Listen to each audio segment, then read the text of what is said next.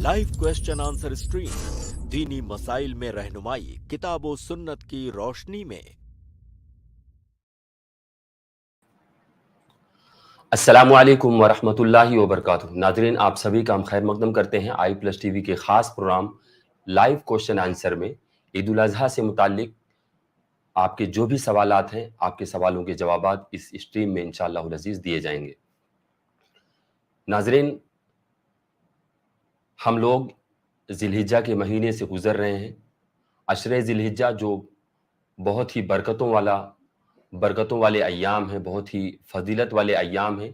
इन अय्याम में हम लोगों को चाहिए कि अल्लाह रब्बुल आलमीन को राज़ी करने के लिए हर वो अमल करें जिससे अल्लाह रब्बुल आलमीन राज़ी होता है।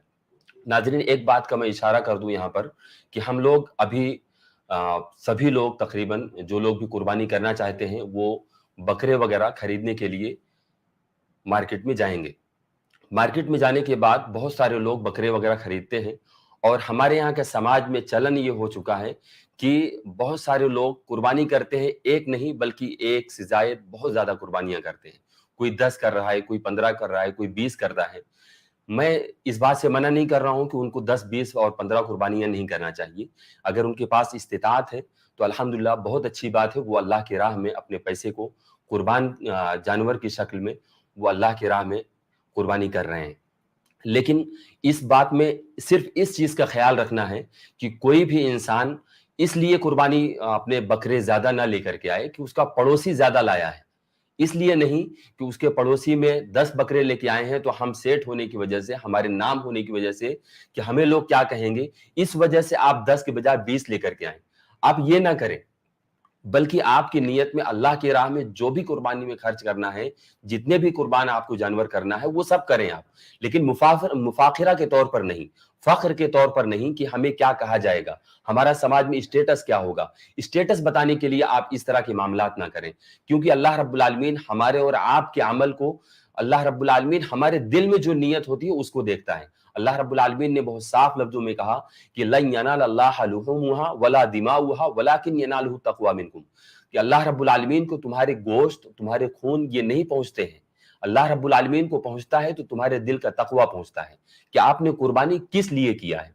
एक किया है, 2 किया है, 10 किया है, 15 किया है, आपने जितना भी किया है आपने किस लिए किया है। क्या अपना स्टेटस बताने के लिए आपने समाज में किया है? क्या अपने पड़ोसी को नीचा दिखाने के लिए बताया है? क्या अपने आप को बड़ा बताने के लिए आप इस तरह से कुर्बानियां इतना ज्यादा जानवर ज़बह कर रहे हैं? अगर आपकी नीयत ये है तो आप ये नीयत लेकर के कुर्बानी तो दूर की बात है, आपकी कुर्बानी कबूल होगी कि नहीं होगी इस पर आपको फिक्र करने की जरूरत है। तो नाजरीन, हम आपका ज्यादा वक्त ना लेते हुए सिर्फ इस तरफ इशारा कर रहे हैं कि अपनी नीयत को खालिस करें। जो भी और जितना भी आप अल्लाह की राह में कुर्बान करना चाहते हैं जानवर, उतना करें, लेकिन अल्लाह रब्बुल आलमीन के रजा के लिए करें। तो हम अपनी बात को खत्म करते हुए आइए हम शेख मोहतरम का इस्तकबाल करते हैं। अस्सलामु अलैकुम वरहमतुल्लाहि वबरकातुहू। वालेकुम अस्सलाम वरहमतुल्लाहि वबरकातुहू। नाजरीन, जैसा कि आप जानते हैं कि डॉक्टर मोहम्मद नसीम हफिज़हुल्लाह आपके सामने रोजाना हफ्ते में 2 दिन हाजिर होते हैं और आपके सवालों के जवाबात देते हैं। और आप हफिज़हुल्लाह किसी भी तारुफ की मोहताज नहीं है। अल्हम्दुलिल्लाह आपने फ़िक़्ह इस्लामी से डॉक्टरेट की हुई है। आपने एक अच्छा तजर्बा रखते हैं, आप दीनी मसाइल में आप बड़े-बड़े उलमा इकराम, बड़े-बड़े तालिब इल्मों, बहुत सारे लोगों की आप रहनुमाई किया करते हैं। अल्हम्दुलिल्लाह हमें इस बात पर खुशी होती है कि आप अल्हम्दुलिल्लाह आप आई प्लस टीवी को जब भी ज़रूरत पड़ती है आप अपना वक्त और कीमती वक्त निकाल करके हमें आप देते हैं। तो हम आपके शुक्रगुज़ार हैं। आइए हम ज़्यादा वक्त न लेते हुए शेख के कुछ तमहीदी कलिमात सुनते हैं, उसके बाद इंशाअल्लाह अज़ीज़ आपके सवालों के जवाबात देने की कोशिश करेंगे। जी शेख, तमहीदी कलिमात आप कहें। बिस्मिल्लाहिर्रहमानिर्रहीम। अल्हम्दुलिल्लाहि रब्बिल आलमीन वस्सलातु वस्सलामु अला नबिय्यिना मुहम्मद व अला आलिहि व सहबिहि अजमाइन, अम्मा बाद। रब्बि इश्रह ली सदरी व यस्सिर ली अमरी वहलुल उक़दतम मिन लिसानी यफ़क़हू क़ौली। मोहतरम नाज़रीन किराम, कुर्बानी के मसाइल के सिलसिले में हमारी गुफ्तगू जारी है। इससे पहले कि कई मजलिसों में हमने मुतअद्दिद मसाइल के सिलसिले में गुफ्तगू की। हमने आपके सामने इससे पहले कि किसी मजलिस में قربانی کے صحیح ہونے کے لیے کیا شرطیں ہیں، ان شرطوں کا ذکر کیا تھا کہ وہ کون سی چیزیں ہیں جن کا پایا جانا ضروری ہے، تب ہماری قربانی قبول ہوگی۔ انہی شرطوں میں سے ایک بنیادی شرط ہے قربانی کے صحیح ہونے کے لیے اور قربانی کے قبول ہونے کے لیے کہ جو شخص قربانی کر رہا ہے وہ شخص اس جانور کا مالک ہو، اس جانور کی ملکیت آپ کے پاس ہونا ضروری ہے، تبھی آپ کی وہ قربانی صحیح مانی جائے گی اور تبھی وہ قربانی اللہ رب العالمین کے ہاں قابل قبول ہوگی۔ اگر آپ اس جانور کے مالک نہیں ہیں، مکمل جانور کے مالک نہیں ہیں، تو آپ کی قربانی قبول نہیں ہوگی۔ مالک نہ ہونے کی بہت ساری شکلیں ہو سکتی ہیں۔ ایک شکل تو یہ ہو سکتی ہے کہ آپ نے کسی کا مال غصب کیا اور اس مال کی آپ قربانی دے رہے ہیں، کسی کا جانور آپ نے چرا لیا تو ظاہر ہے چرانے سے آپ اس کے مالک نہیں ہو جائیں گے۔ کسی کے ساتھ ظلم اور زیادتی کر کے آپ نے لے لیا تو آپ اس کے مالک نہیں ہو جائیں گے، تو گویا کہ آپ وہاں پہ مالک نہیں ہیں۔ اسی طرح مالک نہ ہونے کی ایک شکل یہ ہو سکتی ہے کہ آپ اس مکمل جانور کے مالک نہیں ہیں، 2 3 4 لوگوں نے مل کر کے ایک جانور خریدا اور اس جانور کا مالک کون ہے یہ متعین نہیں ہے، کئی لوگوں کا پیسہ اس میں لگا ہوا ہے، تو یہ قربانی صحیح نہیں ہوگی، کیونکہ قربانی صحیح ہونے کے لیے اس جانور کا کسی ایک شخص کا مالک ہونا یہ ضروری ہے۔ تو یہ بات آپ اچھی طرح سے ذہن نشین کر لیں کہ قربانی آپ جس جانور کی قربانی کر رہے ہیں وہ مکمل جانور آپ کی ملکیت میں ہو، جس وقت آپ قربانی کر رہے ہیں تبھی آپ کی قربانی قبول ہوگی۔ اسی سے متعلق ایک اہم مسئلہ ہے، وہ یہ کہ جانور کے اندر، قربانی کے جانور کے اندر یا قربانی کے اندر شراکت داری کا مسئلہ، کہ کسی قربانی کے اندر کیا ایک سے زائد لوگ شریک ہو سکتے ہیں یا نہیں ہو سکتے ہیں۔ اس مسئلے کو مختصر اور سہل انداز میں سمجھنے کے لیے ہم شراکت داری کو 2 قسموں میں تقسیم کرتے ہیں۔ قربانی کے جانور کے اندر شراکت داری کی 2 صورتیں ہو سکتی ہیں۔ پہلی صورت شراکت داری کی یہ ہے کہ اس جانور کی ملکیت میں شراکت داری ہو، یعنی اس جانور کے مالک ایک سے زیادہ لوگ ہوں، تو اس کو ملکیت میں شراکت داری کہتے ہیں۔ اور دوسری شراکت داری ہوتی ہے، دوسری قسم شراکت داری کی کہ جانور کا مالک تو کوئی ایک شخص ہے، قربانی کرنے والا کوئی ایک شخص ہے، لیکن اس کے قربانی کے اجر اور ثواب میں دوسرے لوگوں کو بھی شریک کیا جائے۔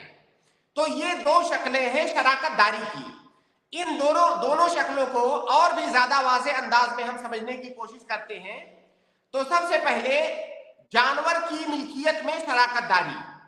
دیکھیے، جانور کی ملکیت میں شراکت داری کی 3 شکلیں ہیں۔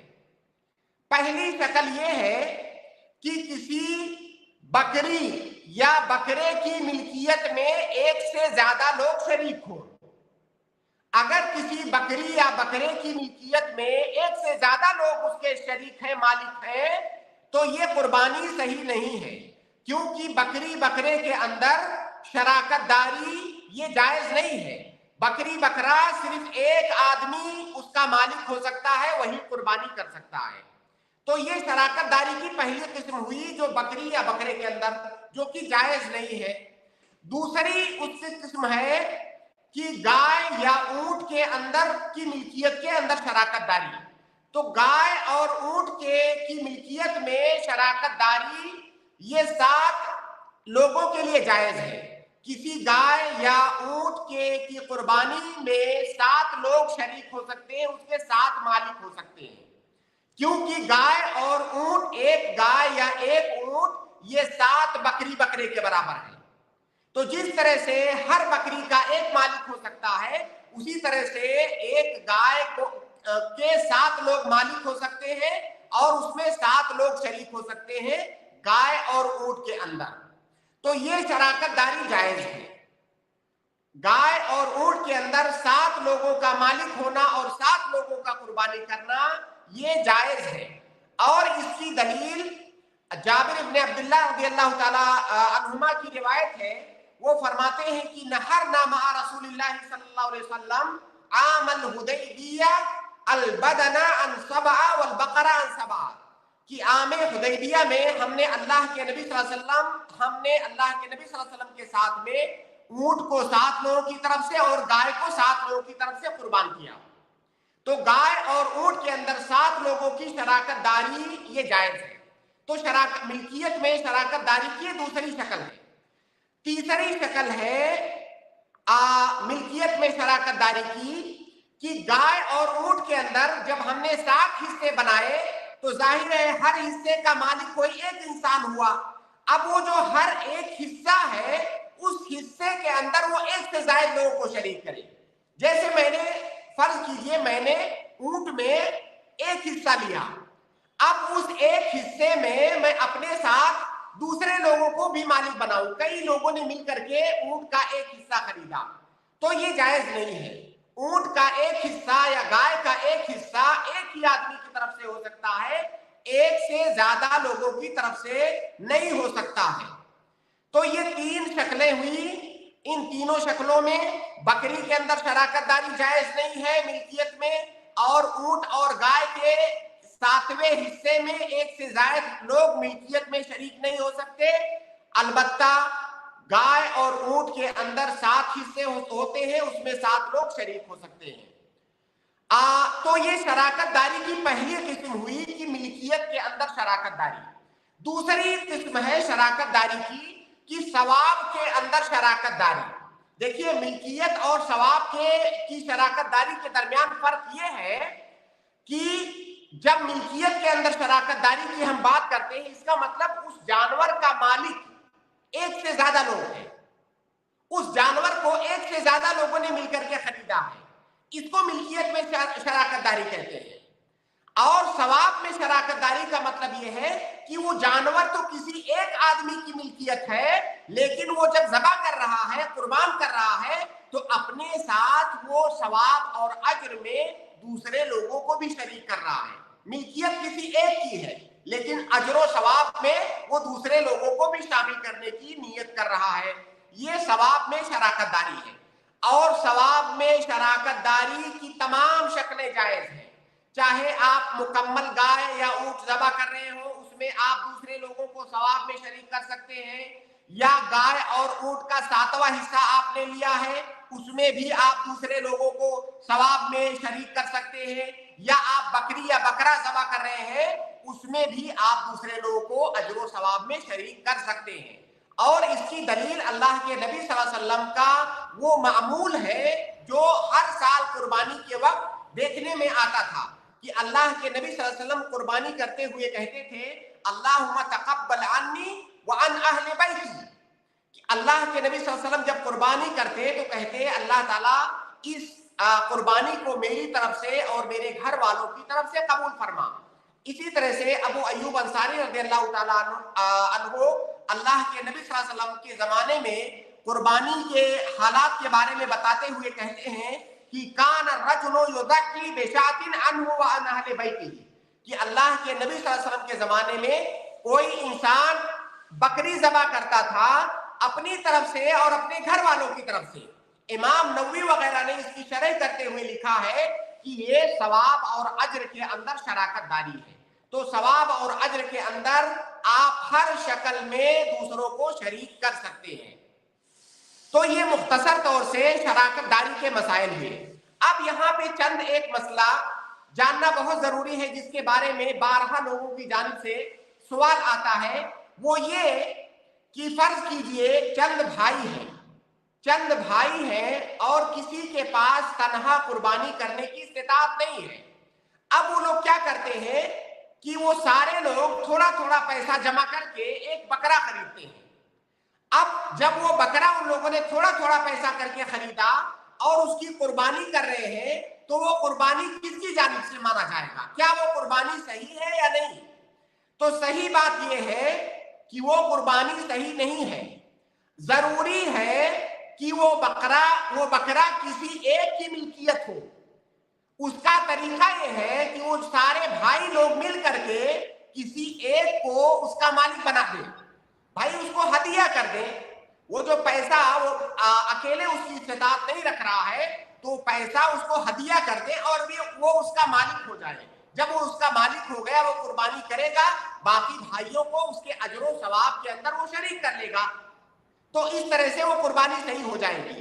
वरना अगर कई लोगों ने मिल करके अदम इस्तेताअत की बुनियाद पर, ऐसा कई दफा हो सकता है कि मैं अकेले कुर्बानी नहीं कर सकता हूं, अब कई लोगों ने मिलकर के पैसा जमा किया और ये मुतय्यन नहीं किया कि ये कुर्बानी किसकी है या मिल्कियत किसकी है, हम कुर्बानी कर रहे हैं, तो ये कुर्बानी सही नहीं होगी, क्योंकि किसी एक आदमी का मुकम्मल कुर्बानी का मालिक होना ये जरूरी है। इसी से मुताल्लिक एक और मसला है जो इस वक्त बहुत ज्यादा आम हो चुका है, वो ये है कि बहुत सारे लोगों का एक तरीका है कि बकरा खरीदने जब जाते हैं तो बकरा इस तरह से खरीदते हैं कि बकरे को हम वजन करके खरीदेंगे, पूरा सालिम बकरा वजन करके खरीदेंगे। उसका उनका तरीका ये होता है कि भाई अभी इस बकरे की कीमत क्या है अभी कुछ पता नहीं है, हम ये तय करते हैं कि हम 500 मसलन 500 रुपया किलो इसके गोश्त की कीमत लगाएंगे। अब वो बकरा हम ले जाएंगे, जब कुर्बानी का दिन आएगा उसको ज़बा करेंगे, उसके बाद उसका जो गोश्त है उसको तौलेंगे। अब वो गोश्त जितना निकलेगा 500 रुपया किलो के हिसाब से उस गोश्त की कीमत लगाएंगे, फिर जिससे बकरा हमने लिया है अब हम उसको कीमत देंगे। तो ये सूरत क्या ये जायज है? ये सूरत जायज नहीं है। ये सूरत इसलिए जायज नहीं है कि हमने शुरू में आपके सामने अर्ज किया कि कुर्बानी करते वक्त उस बकरे का मालिक होना आपके लिए जरूरी है, और अभी आपने उस बकरे को खरीदा ही नहीं है। जब बकरा ज़बा हो जाएगा, उसका गोश्त वगैरह सब कट जाएगा, उसके बाद आप उसको खरीद रहे हैं। और आप तो यहां पर आपने बकरा नहीं खरीदा, यहां पे आपने गोश्त खरीदा, जबकि कुर्बानी के लिए बकरा ज़बा करना जरूरी है। और जब आपने बकरा ज़बा किया उस वक्त आप उस बकरे के मालिक नहीं थे, लिहाजा ये कुर्बानी सही नहीं होगी, क्योंकि मिल्कियत ये जरूरी है। कोई आदमी यहाँ पे ये कह सकता है सामने आकर के कह सकता है कि भाई हमने बकरा खरीद लिया था, वो बकरा जब हम उससे ले आए, जो बकरे का मालिक था, जब उससे हम वो बकरा ले आए तो हमने खरीद लिया, अलबत्ता हमने कीमत अभी उसका तय नहीं किया है। बकरा तो हमने खरीद लिया, लेकिन उसकी कीमत हम बाद में तय करेंगे जब गोश्त निकलेगा तब। तो हम कहेंगे कि ऐसी सूरत में भी ये जायज नहीं है। अब यहाँ पे अदम जवाज की वजह क्या है? वो अदम जवाज की वजह यहाँ पर यह है कि ये जो जिस शक्ल में आपने खरीदा है ये खरीदारी जायज नहीं है। ये खरीदारी क्यों नहीं जायज है? वो इसलिए कि खरीदारी के जायज होने के लिए जरूरी है कि जिस वक्त आप कोई चीज खरीद रहे हैं उसकी कीमत मालूम होनी चाहिए। अब बकरे के अंदर गोश्त कितना निकलेगा, बाद में पूरा टोटल पैसा उसका कितना होगा, ये आपको कुछ नहीं मालूम है, मजहूल है। तो जब उसकी कीमत मजहूल है, ये बय मजहूल है, उसकी कीमत जब मजहूल है और आप एक मजहूल चीज खरीद रहे हो तो वो बय जायज नहीं है, वो खरीदारी जायज नहीं है। और जब वो खरीदारी जायज नहीं हुई तो गोया कि आप उसके मालिक नहीं बने, तो फिर ना तो वो खरीदारी जायज है और ना ही वो आपकी कुर्बानी सही है। तो खुलासा ये है कि जो बकरा या जो जानवर आप ज़बा कर रहे हैं वो मुकम्मल तौर से किसी एक शख्स की मिल्कियत में होना चाहिए। अब वो जब ज़बा कर रहा है तो वो दूसरे लोगों को भी शरीक कर सकता है अजरो सवाब के अंदर, मिल्कियत के अंदर नहीं। मिल्कियत के अंदर सिर्फ गाय और ऊंट के अंदर 7 लोग शरीक हो सकते हैं। बकरे की मिल्कियत के अंदर एक से ज्यादा लोगों की मिल्कियत वो नहीं हो सकती है, वो सिर्फ एक आदमी की मिल्कियत होगी। एक छोटा सा मसला, आखिरी बात, जो इससे पहले भी मैं इशारा कर चुका हूं, लेकिन जो हमारे नाज़रीन और सामीईन नए हैं उनके लिए, कि हमारे यहाँ आम तौर से ये आदत है कि हर साल कुर्बानी में क्या होता है कि इस साल हमने बड़े बेटे के नाम कुर्बानी किया, अगले साल बेटी के नाम करेंगे, उसके अगले साल बीवी के नाम करेंगे। अल्लाह के नबी सल्लल्लाहु अलैहि वसल्लम का तरीका ये नहीं था। اس میں کوئی شک نہیں ہے. ہم یہ نہیں کہہ رہے ہیں کہ یہ طریقہ جائز نہیں ہے، یہ جائز ہے، لیکن یہ خلاف اولا ہے، یہ افضل طریقہ نہیں ہے. اللہ کے نبی صلی اللہ علیہ وسلم کا طریقہ یہ تھا کہ آپ جب قربانی کرتے تو قربانی آپ کی طرف سے ہوتی، وہ قربانی آپ اپنی طرف سے کریں، گھر کے مالک کی طرف سے، اور جو سارے دوسرے لوگ ہیں گھر کے افراد، ان سارے لوگوں کو اس کے ثواب میں آپ شریک کریں. آپ کی نیت میں ہو کہ یہ اس قربانی کے ثواب میں سارے لوگ شریک ہیں. لہذا ہر سال الگ الگ لوگوں کے نام سے قربانی کرنا یہ افضل طریقہ نہیں ہے، نبی صلی اللہ علیہ وسلم کا طریقہ نہیں ہے. اور اس کا نقصان کیا ہے؟ اس کا نقصان یہ ہے کہ جس کی طرف سے آپ قربانی کی نیت کر رہے ہیں صرف اسی کو اجر و ثواب ملے گا، باقی لوگ اجر و ثواب سے محروم رہیں گے. اور جب آپ اپنی طرف سے قربانی کر رہے ہیں یا کسی ایک آدمی کی طرف سے اور سارے لوگوں کو شریک کر رہے ہیں تو سارے لوگوں کو اجر و ثواب ملے گا. تو اس لیے ہمیں چاہیے کہ قربانی جیسی اس عظیم عبادت میں ہم اللہ کے نبی صلی اللہ علیہ وسلم کے طریقے کو فالو کریں، تاکہ کیوں نہ ہمیں اس کا مکمل اجر و ثواب ملے. تو اس لیے یہ چھوٹے چھوٹے مسائل ہیں جن پر ہم توجہ نہیں دیتے ہیں اور جس کی وجہ سے بہت سارے اجر و ثواب سے اور اللہ کے نبی صلی اللہ علیہ وسلم کی اتباع سے ہم محروم رہ جاتے ہیں. تو لہٰذا ہمیں ان کا خیال رکھنا چاہیے. جی شکراً، جزاک اللہ خیر، بارک اللہ فیک. قربانی کی ملکیت سے متعلق بہت سارے جانور کی ملکیت سے متعلق بہت سارے مسائل کی طرف شیخ نے اشارہ کیا ہے. یہ ہم بلا تاخیر سوال و جواب کا سلسلہ شروع کرتے ہیں. جو لوگ بھی اسٹریم یارڈ کی لنک پا چکے ہیں، دیکھ رہے ہیں، ان لوگوں سے گزارش ہے کہ وہ لوگ اس لنک کو زیادہ سے زیادہ لوگوں میں شیئر کر دیں تاکہ زیادہ سے زیادہ لوگ اس لنک سے جڑ کر کے فائدہ اٹھا سکیں. اور جو لوگ بھی ہمارے اس لنک میں کمنٹس میں آ کر کے سوال کر رہے ہیں، ان سے میں گزارش کروں گا کہ وہ لنک پہ کلک کر کے ڈائریکٹ آ کر کے سوال و جواب کریں تو زیادہ مناسب اور زیادہ بہتر ہوگا. مثال کے طور پر سلینہ قریشی، سابیہ خاتون، محمد رفیق الاسلام، یہ سب بھائیوں سے میری گزارش ہے کہ یہ آ کر کے کمنٹ میں سوال کرنے کے بجائے وہ ڈائریکٹ آ کر کے لنک کے ذریعے سے جڑ کر کے سوال کریں تو زیادہ بہتر ہوگا. جزاک اللہ خیر. آئیے میں سب سے پہلے ریسرچ اسکالر کو ایڈ کر رہا ہوں، اگر سن پا رہے ہیں تو پلیز انمیوٹ کریں اور اپنا سوال پوچھیں. السلام علیکم. وعلیکم السلام ورحمۃ اللہ وبرکاتہ. شیخ میرا سوال یہ تھا، کیا قربانی کا گوشت نان مسلم کو دے سکتے؟ قربانی کا گوشت غیر مسلموں کو دینا کیسا ہے؟ جی بالکل دے سکتے ہیں، بس دیتے وقت ایک چیز کا دھیان رکھیں کہ بہت سارے قربانی کے ایام میں دیکھا گیا ہے کہ بہت سارے ایسے لوگ آپ کے دروازے پہ آتے ہیں گوشت مانگنے جو اصلاً وہ شرابی جواری ٹائپ کے لوگ ہوتے ہیں، اور وہ گوشت کو لے جائیں گے، شراب پئیں گے، اس کے ساتھ میں کھائیں گے. اگر آپ کو یقیناً پتا ہے کہ اسی ٹائپ کا آدمی ہے تو اس سے آپ پرہیز کریں، ورنہ اصل حکم یہ ہے کہ آپ غیر مسلم کو دے سکتے ہیں، اس میں کوئی حرج کی بات نہیں ہے. لیکن یہ چیز اگر دھیان رکھا جائے تو زیادہ بہتر ہے، تاکہ جو ہے ایسے جو ہے نااہل لوگوں کو یا ایسے غلط لوگوں کو وہ چیز نہ جائے، ورنہ اصل حکم یہی ہے کہ قربانی کا گوشت آپ دے سکتے ہیں غیر مسلموں کو. جی میرا اور ایک سوال تھا. جی آپ لوگوں کی آواز نہیں آ رہی. جی ہم آپ کو سن سکتے ہیں. نہیں، آپ کی لوگوں کی کچھ بھی آواز نہیں آ رہی. شیخ ہاشم صاحب کی تو آواز ہی نہیں آ رہی. اب شیخ نسیم کی ابھی آواز آ رہی ہے آپ کی آواز؟ ابھی آ رہی ہے میری آواز؟ جی آپ کی آواز برابر آ رہی ہے. ہاں شیخ ہاشم آپ کی آواز تھوڑی سی کٹ گئی تھی، اب آ رہی ہے. جی شکراً، جزاک اللہ خیر. ابھی آواز آ رہی ہے؟ جی آ رہی. میرا دوسرا سوال یہ تھا، جو لوگ جی بنا قربانی سے، مطلب قربانی فرض ہے ہر ایک بالغ پہ. شیخ نے اس سوال کا جواب اسٹارٹنگ میں ہی دوسری اسٹریم میں شیخ نے اس سوال کا جواب دیا ہے، پھر بھی مختصراً نہیں، میرا سوال یہ ہے، جو لوگ بنا قربانی سے دنیا سے چلے جاتے ہیں یا ان کے پیچھے کوئی ہے نہیں کہ ان کے نام سے قربانی دینے والے، کیا ان لوگوں کی بھی کوئی مطلب پکڑ ہو جاتی کیا قربانی کے بارے میں؟ قربانی یہ سنت مؤکدہ ہے، قربانی فرض یا واجب نہیں ہے. صحیح قول کے مطابق قربانی یہ سنت مؤکدہ ہے.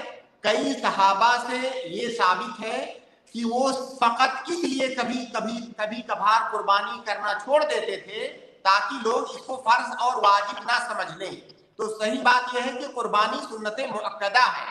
البتہ بہت سارے علماء نے اس بات کی طرف بھی اشارہ کیا ہے کہ اگر کوئی صاحب استطاعت ہے تو اس کے لیے قربانی کو چھوڑنا استطاعت کے باوجود یہ کوئی پسندیدہ چیز نہیں ہے، مکروہ عمل ہے. تو اگر کوئی استطاعت رکھتا ہے تو اسے کرنا چاہیے، اس کا ثواب بہت زیادہ عظیم ہے، لیکن وہ سنت مؤکدہ ہے. اگر کوئی کسی نے نہیں کیا تو وہ گنہگار نہیں ہے انشاءاللہ. شیخ اسی سے جڑتا ہوا ایک سوال میں ایڈ کر دینا چاہ رہا ہوں. اکثر سماج میں بہت سارے لوگ یہ سوال پوچھ رہے ہیں بار بار کہ قربانی کے لیے کیا زکوٰۃ کا نصاب ہونا شرط ہے؟ یہ سوال اسی سے جڑا ہوا میں پوچھنا چاہ رہا ہوں. بالکل نہیں. زکوٰۃ یہ الگ عبادت ہے. زکوٰۃ کا نصاب یا زکوٰۃ یہ الگ مسئلہ ہے، قربانی الگ مسئلہ ہے. اس کا زکوٰۃ کے نصاب سے یا زکوٰۃ سے کوئی تعلق نہیں ہے، مستقل عبادت ہے. تو دیکھیے زکوٰۃ میں جو مستقل کی قید ہے وہ ذکر ہے حدیثوں کے اندر کہ سونا کتنا ہو تو زکوٰۃ واجب ہے، چاندی کتنا ہو تو زکوٰۃ واجب ہے، غلہ کتنا ہو تو زکوٰۃ واجب ہے. لیکن قربانی کی جو استطاعت ہے اس کی کہیں پر کوئی حد بندی نہیں ہے کہ کتنا پیسہ ہو تو آپ مستطیع ہیں. آپ کے پاس اتنا پیسہ ہے کہ آپ کے اہل و عیال کے نفقہ سے زائد چیز ہے تو آپ مستطیع ہیں، آپ اس کو خرید کے کر سکتے ہیں. آپ کے اہل و عیال کا جو خرچہ نفقہ ہے اس سے زائد ہے اور وہ قربانی بھر کا ہو جا رہا ہے تو آپ مستطیع ہیں. جبکہ زکوٰۃ کے نصاب کے لیے ایک خاص مقدار متعین ہے. تو دونوں بالکل الگ الگ مسئلہ ہے، ان دونوں کو ایک ساتھ میں جوڑنا بالکل بھی صحیح نہیں. جی استطاعت سے متعلق لوگ یہی بات بولتے ہیں کہ استطاعت مطلب نصاب زکوٰۃ. تو الحمدللہ آپ نے کلیئر کیا اس کو. جی اور واضح انداز میں بتا رہا ہوں آپ کو. دیکھیے جی حضرت بہت بہت شکریہ. میرا ایک منٹ آپ سن لیں اسکالر بھائی. جیسے چاندی کا جو نصاب ہے، چاندی کا نصاب کتنا ہے؟ 595 گرام چاندی. 595 گرام چاندی کا نصاب ہے. ممکن اس زمانے میں چاندی اتنی سستی ہو چکی ہے کہ ممکن ہے 595 گرام چاندی سے آپ شاید قربانی کا جانور نہ خرید سکیں، یا اگر خرید بھی لیں تو اس کے بعد آپ کے پاس کچھ بھی نہ بچے. تو اب اگر کوئی آدمی کسی کے پاس چاندی ہے اور یا چاندی کے نصاب سے پیسہ ہے، اس نے اگر قربانی کا جانور یہ سمجھا کہ میں اب صاحب استطاعت ہو چکا ہوں، اب میں صاحب نصاب ہو چکا ہوں، اب میں قربانی کروں، اب اس نے قربانی کا جانور خرید لیا، اس کے پاس کچھ بھی نہیں بچا، تو وہ صاحب استطاعت کیسے مانا جائے گا؟ تو قربانی کی استطاعت یہ الگ مسئلہ ہے، زکوٰۃ کا نصاب یہ الگ مسئلہ ہے. دونوں کو ایک ساتھ میں جوڑنا بالکل بھی غلط ہے. شکراً، جزاک اللہ خیر. جی ریسرچ اسکالر بھائی آپ کچھ بتا رہے تھے. ہاں شیخ میں یہ پوچھ رہا تھا کیا وہ بھینس کی جو قربانی دیتے ہیں وہ جائز ہے؟ یہ بہت اختلافی مسئلہ ہے. اس سے پہلے ہماری گفتگو اس میں ہو چکی ہے بہت مختصر انداز میں. جو میری رائے ہے کہ بھینس کی قربانی یہ ثابت نہیں ہے. اگر شریعت کے اصول اور ادلہ کی روشنی میں ہم دیکھتے ہیں تو بھینس کی قربانی کا کوئی ثبوت نہیں ملتا ہے. اس لیے اور خاص طور سے اس زمانے میں آپ اختلاف میں پڑھنے کی بجائے وہ چیز جو کثرت کے ساتھ موجود ہے، بکرا بکری یا بھیڑ بھیڑی، تو آپ اس کی قربانی کیجئے. آپ اس اختلافی مسئلے میں کیوں پڑھنے جا رہے ہیں؟ اگر آپ نے بکرا قربان کیا تو کسی کا کوئی اختلاف نہیں ہے کہ آپ کی قربانی صحیح ہے. اگر آپ بھینس کی قربانی کر رہے ہیں تو ایک بڑی تعداد علماء کی کہتی ہے کہ آپ کی قربانی صحیح نہیں ہے. اور میرے لیے بھی جو چیز ادلہ کی بنیاد پر جو چیز واضح ہو رہی ہے وہ یہی کہ بھینس کی قربانی نہیں کرنا چاہیے. جی ریسرچ بھائی آپ کو جواب مل گیا ہوگا. جزاک اللہ خیر، بارک اللہ فیک. میں محمد یوسف بھائی کو ایڈ کر رہا ہوں، اگر سن پا رہے ہو تو پلیز انمیوٹ کر کے اپنا سوال پوچھیں. محمد یوسف بھائی. السلام علیکم. وعلیکم السلام ورحمۃ اللہ وبرکاتہ. سر میرا ایک سوال ہے روزے کے تعلق سے. تو ایک میرا دوست ہے وہ روزہ رکھتا ہے، ایک دن روزہ رکھتا ہے ایک دن چھوڑتا ہے. تو اس میں اگر عرفہ کے دن آئے گا جس دن اس کو روزہ نہیں رکھنا ہے تو کیا کرے گا؟ دیکھیے آپ کے دوست کا جو طریقہ ہے روزہ رکھنے کا یہ اللہ کے نبی صلی اللہ علیہ وسلم کی حدیث میں ثابت ہے. اس کو صوم داؤدی کہا جاتا ہے. اللہ کے نبی صلی اللہ علیہ وسلم نے فرمایا کہ افضل الصیام صیام داؤد، کہ سب سے افضل روزہ، نفلی روزے کی بات ہو رہی ہے، سب سے افضل نفلی روزہ یہ صوم داؤدی ہے. صوم داؤدی کا مطلب ایک دن روزہ ایک دن افطار, ایک دن روزہ ایک دن افطار. تو آپ کا دوست اللہ کے نبی صلی اللہ علیہ وسلم کی اس سنت پر عمل کر رہا ہے الحمدللہ. جو آپ کا سوال ہے کہ اگر جو اس کے افطار والا دن ہے اس دن یوم عرفہ پڑ گیا تو کیا کرے گا, تو اس دن بھی وہ روزہ رکھے گا. کیوں رکھے گا؟ کیونکہ اس دن وہ جو روزہ رکھ رہا ہے وہ صوم داؤدی کی بنیاد پر نہیں رکھ رہا ہے, وہ کسی اور سبب سے رکھ رہا ہے. وہ یوم عرفہ کا دن پڑ رہا ہے اس لیے وہ رکھ رہا ہے. تو اس دن کا اس کا روزہ صوم داؤدی کی بنیاد پر نہیں ہے بلکہ کسی دوسرے سبب سے ہے, اور وہ سبب ہے یوم عرفہ. تو سببی روزہ کبھی بھی رکھا جا سکتا ہے.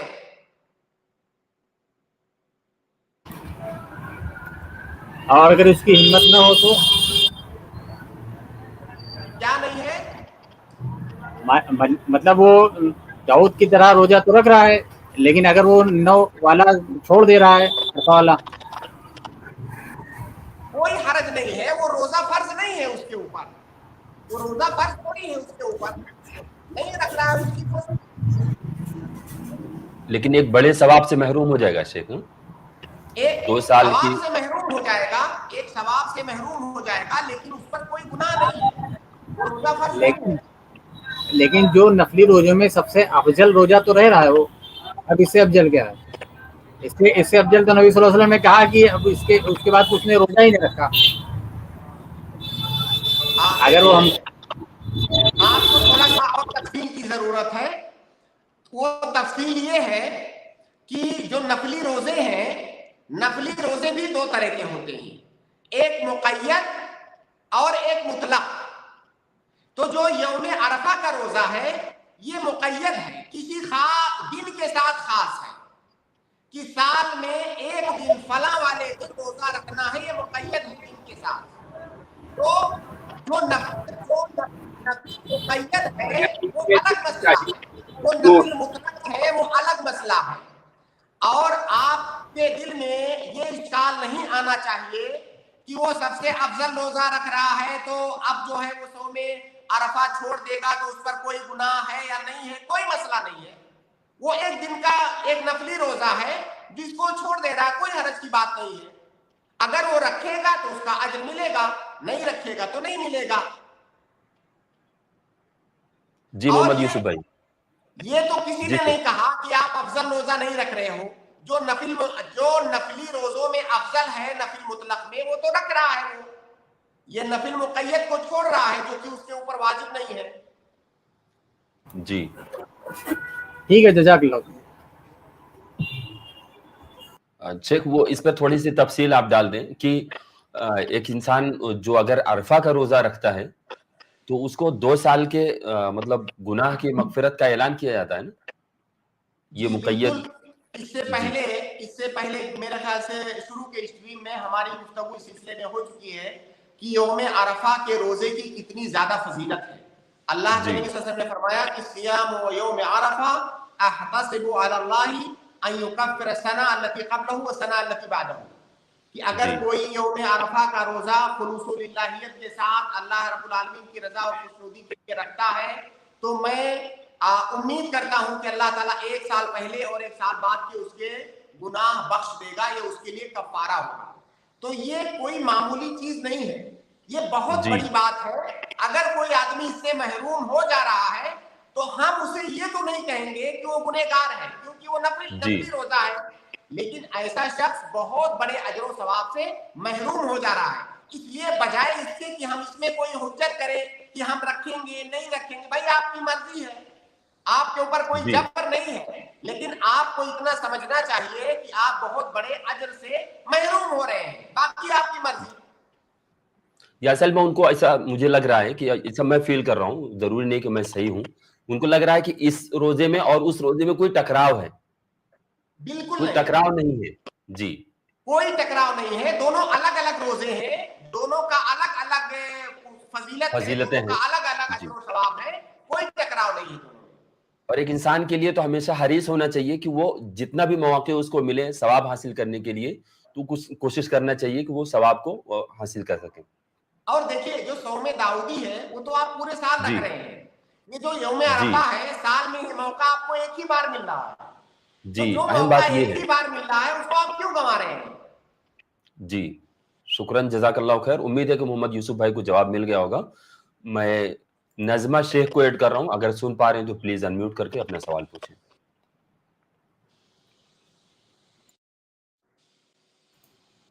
नज़मा शेख,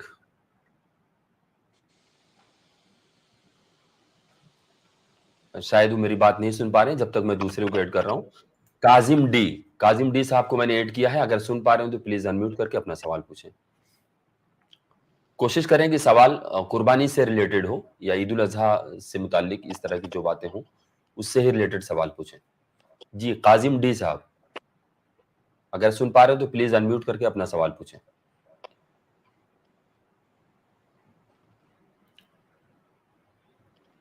मैं इमरान खान साहब को ऐड कर रहा हूं, अगर सुन पा रहे हैं तो प्लीज अनम्यूट करें और अपना सवाल पूछें। अस्सलाम वालेकुम शेख। वालेकुम अस्सलाम रहमतुल्लाहि व बरकातहू। शेख, मेरा ये सवाल था जी कि हमारा एक हिस्सा डाले हुआ है कुर्बानी का, जी, तो हम बाल या नाखून काट सकते हैं या नहीं? देखिए, अगर आप कुर्बानी करने वाले हैं, अभी जी। मैंने थोड़ी देर पहले इस सिलसिले में गुफ्तगू की है कि कौन कुर्बानी करने वाला होता है, कौन कुर्बानी के सवाब में शरीक होता है। कुर्बानी करने जी। वाला वो है जो कुर्बानी के जानवर का मालिक होता है, वो उसको कुर्बानी करने वाला कहेंगे। तो जो कुर्बानी के जानवर का मालिक है, कुर्बानी करने वाला है, बाल नाखून ना काटने का हुक्म उसके लिए। ये गलती इतनी ज्यादा शेख हाशिम, इतनी ज्यादा आम हो चुकी है कि जी। मतलब उलमा समझाते समझाते बताते बताते थक चुके हैं, लेकिन जी। फिर भी बहुत अक्सर लोग यही समझते हैं कि बाल और नाखून ये किसी को नहीं काटना है पहले अशरे के अंदर। मेरे भाई, असल में शेख एक ऐसा नहीं गलत है। फहमी भी हो रही है। शेख, मैं इस तरह से रोक रहा हूँ आपको, एक गलत फहमी और भी लोगों को हो रही है। ऐसे ही मैं भी जिस मस्जिद में नमाज पढ़ता हूँ उसमें भी एक दर्स हो रहा था, उसमें भी ये बात कही गई कि जो लोग कुर्बानी करने वाले हैं वो बाल और नाखून ना काटें, और उनके घर वाले भी बाल और नाखून ना काटें तो उनको कुर्बानी का सवाब मिलेगा। नहीं, इस बुनियाद पर इस तरह की बातें कही जाती है शेख। ऐसी जो रिवायत है, एक रिवायत है कि जो कुर्बानी नहीं कर रहा है, बाल और नाखून ना काटे, फिर ईद उल अजहा के दिन काट ले, उसे कुर्बानी का सवाब मिलेगा, वो रिवायत सही नहीं है। जी, तो बाल और नाखून ना काटना ये कुर्बानी के मालिक के लिए है जो कुर्बानी कर रहा है। और अभी मैंने बताया कि कुर्बानी करने वाला कौन है, जो मालिक है, सिर्फ वो है। जो उसके घर वाले हैं वो नहीं है। तो बाल और नाखून ना काटने का हुक्म सिर्फ उसके लिए है। बाकी जो दूसरे लोग हैं उनकी मर्जी, भाई आप नहीं काट रहे हैं, नहीं काट रहे हैं। लेकिन मसला तब होता है जब आप किसी काम को जो मुबाह और जायज काम है, उस काम को आप इबादत समझ करके छोड़ रहे हैं। आप नाखून नहीं काट रहे हैं और सोच रहे हैं कि मैं इबादत समझ करके नहीं काट रहा हूं, बाल इबादत समझ करके नहीं काट रहा हूं, ये अल्लाह के नबी की सुन्नत है, ये शरीयत है, इसलिए नहीं काट रहा हूं। जब आप ऐसा करने लगते हैं तो फिर ये चीज बिदात हो जाती है। आप मत काटिए, आपकी मर्जी, लेकिन आप उसको ये नियत करके नहीं छोड़े कि मैं इबादत कर रहा हूं या हदीस की इत्तिबा कर रहा हूं। ऐसी अगर नियत है कि आप शरीयत समझ करके नहीं काट रहे हैं तो ये चीज गलत है, यहाँ पे परेशानी आती है। आप मत काटिए, कोई आप पर जबर नहीं है कि आप काटिए, लेकिन उसको आप ये मत समझिए कि शरीयत ने आपको मना किया हुआ है। ये सिर्फ कुर्बानी करने वाले के लिए हुक्म है। तो शेख, लेकिन हमारा हिस्सा है, वो कुर्बानी में हिस्सा है हमारा। इनका कुर्बानी में हिस्सा है शेख, हिस्सा की मिल्कियत है इनकी। जी, अगर आपका हिस्सा है तो आप नहीं काटेंगे, बाकी आपके जो अहलो अयाल है, माँ बाप या घर के जो भी दूसरे अफराद हैं उनके लिए नहीं है, वो काट सकते हैं। पर शेख, उसमें अब इसमें एक ये क्या है, सुन्नत है या फिर वाजिब है? हम किस तरह, मतलब अगर हमने काट लिया, अगर हमारा हिस्सा भी रहा है तो हमने काट लिया, तो ये इसमें कुर्बानी में कुछ असर पड़ेगा या नहीं? ये हराम है। ये सही कौल के मुताबिक آپ قربانی کرنے والے کا پہلے اشرے کے اندر بال ناخن وغیرہ کاٹنا یہ حرام ہے، جائز نہیں ہے. اگر کوئی ایسا کر رہا ہے تو معصیت کا ارتکاب کر رہا ہے. اگر کسی نے ایسا کیا ہے تو اسے توبہ کرنا چاہیے اور فوراً اس سے رک جانا چاہیے. اب آگے کی جو ایام بچے ہوئے ہیں اس میں اسے پرہیز کرنا چاہیے اور جو غلطی ہو گئی ہے اس کے لیے توبہ کرنا چاہیے. شیخ بہت اہم بات آپ نے کہی. ابھی جسٹ ہی 2 سوال ہمارے پاس واٹس ایپ پہ آئے ہیں کہ اگر کسی کو قربانی کرنا ہے، اس نے قربانی کا ارادہ کر رکھا ہے اور اس کو قربانی کرنا ہے، اس صورت میں اگر بال اور ناخن کاٹ لیتا ہے تو کیا وہ گنہگار ہوگا؟ یہ سوال لوگوں نے ابھی کیا ہے جسٹ. بالکل یہ حرام ہے، یہ حرام جی. ہے. اللہ کے نبی صلی اللہ علیہ وسلم نے کیا فرمایا؟ فرمایا کہ اذا دخلت العشر واراد احدكم ان يضحي فلا ياخذن من شعره ولا من اظفاره شيئا. تو یہ نہیں کا صیغہ ہے. نہیں کا صیغہ ڈائریکٹ اور نہیں یہ تحریم کے لیے ہوتی ہے. اگر کوئی قرینہ صارفہ نہ آئے تو اصول فقہ میں قاعدہ ہے کہ نہیں یہ تحریم کے لیے ہے. تو یہاں پر اللہ کے نبی صلی اللہ علیہ وسلم نے صاف طور سے اسے منع فرمایا. تو ایسے آدمی کے لیے کاٹنا حرام ہے. اگر کوئی ایسا کرتا ہے تو وہ شریعت کی مخالفت کر رہا ہے اور وہ گنہگار ہوگا. شیخ اس میں حرام کا لفظ کہاں ہے حدیث میں؟ حرام صرف منع صرف کہا گیا ہے اگر قربانی کا ارادہ کرتے ہیں تو مت کاٹو. اس میں حرام کا لفظ کا یہ فتویٰ ہو جائے گا. اس میں ڈائریکٹ دلیل ہونا آپ کے لیے شیخ. یہ بڑا صبر کریں آپ، انشاءاللہ آپ کو دلیل کا مطلب سمجھایا جا رہا ہے. جی ایک سیکنڈ. یہ بڑا مشکل سوال ہے اور اس کا جواب وہی سمجھ سکتا ہے جو تھوڑا سا شریعت کا علم جس کے پاس ہو.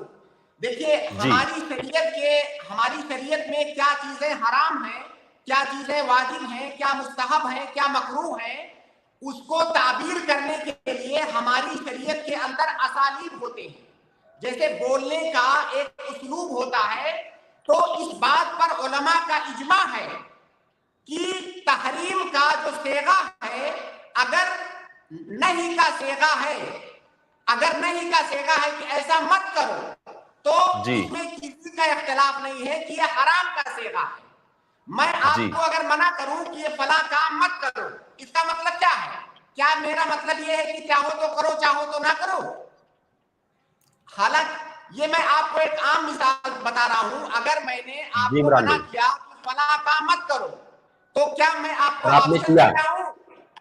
اور آپ نے کیا تو کیا مانا جائے گا؟ آپ نے نافرمانی کیا یا کہ آپ نے اطاعت کی ان کی بات کا؟ جی عمران بھائی. جی اس پہ قربانی پہ اثر کیا ہوگا؟ جی شیخ اس پہ قربانی پہ اثر تو نہیں ہوگا نا کچھ؟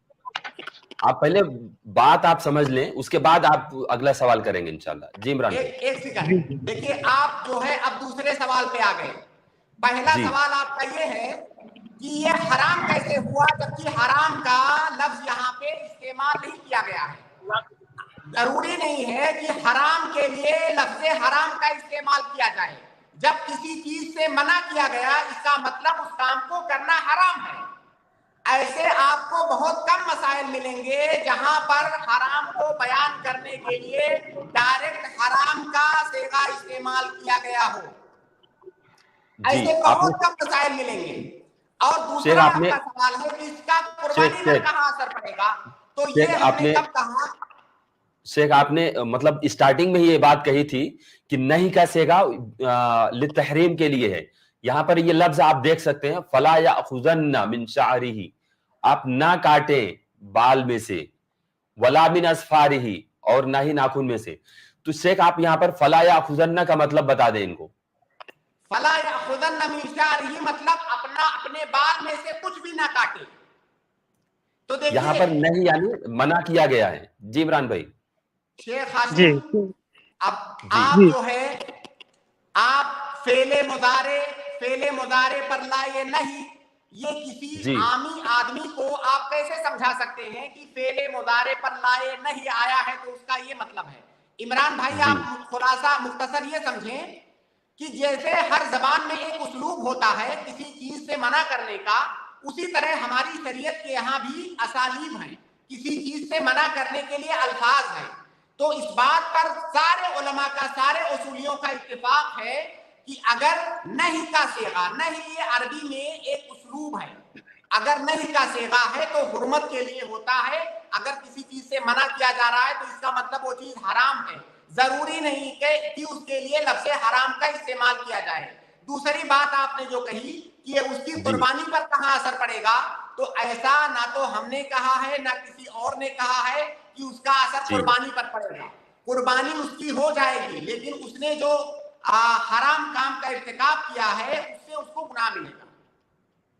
जी इमरान भाई, अभी आपके दूसरे सवाल का जवाब शेख ने दिया है जी। आपके लिए क्लियर है तो इमरान भाई? हाँ जी शेख, ये भी है, पर हालांकि मैंने कुछ उलमा से भी सुना ये सुन्नत है, अगर ये आप इस पे अमल करेंगे तो आपको नेकी ज्यादा मिलेंगी, अफजल है, और नहीं करे तो उसमें कोई हर्ज नहीं, आपने काट लिया तो उसमें कोई हर्ज नहीं। कुछ उलमा ऐसा कह रहे हैं कि ये सुन्नत अमल है, ये कैटेगरी फर्ज नहीं है, सुन्नत अमल है, ऐसा आपके सामने हमने फर्ज नहीं कहा, हमने हराम कहा। वो फर्ज कहाँ है? वो हराम है, फर्ज नहीं है।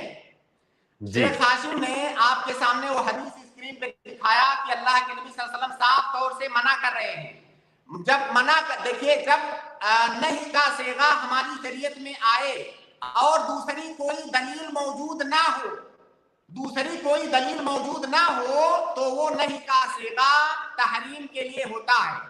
आपने जो कहा कि हमने बाज उलमा से सुना है, आपकी बात सही है, आपने सुना होगा, क्योंकि बाज उलमा ने इसको यहाँ पर नहीं को कहा है कि ये कराहत के लिए है, तहरीम के लिए नहीं है।